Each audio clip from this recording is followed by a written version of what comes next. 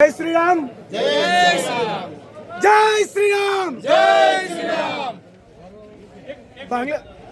બાંગ્લાદેશમાં હમણાં નજીકના સમયમાં માત્ર એક વિદ્યાર્થીઓ દ્વારા એક નાનકડી સાજિશ કરી અને એના પછી ત્યાંના હિન્દુઓ પર એકાએક અને દરેક હિન્દુઓ પર હુમલા કર્યા, આપણી બહેનો દીકરીઓ પર બળાત્કાર થયા।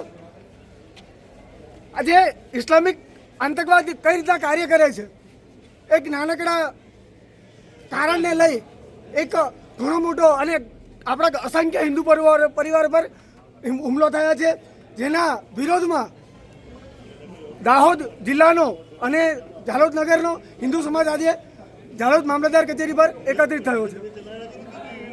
અમારી માંગણી છે સરકાર સમક્ષ કે આ વારે ઘડીએ નાની નાની બાબતો દ્વારા હિન્દુ સમાજ પર એક પ્રકારનો ટાર્ગેટ કરવામાં આવે છે, તો એ ટાર્ગેટ હિન્દુ સમાજ પર ટાર્ગેટ કેમ થઈ રહ્યો છે વારે ઘડીએ?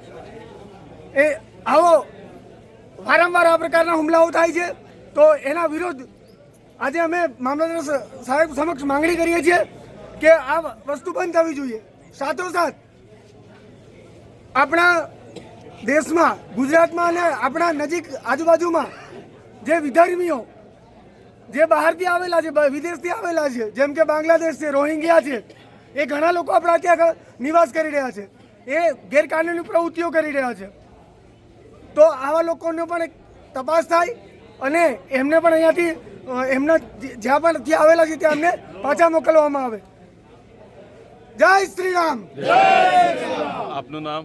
યોગેશ જયસ્વાલ, દાહોદ જિલ્લા।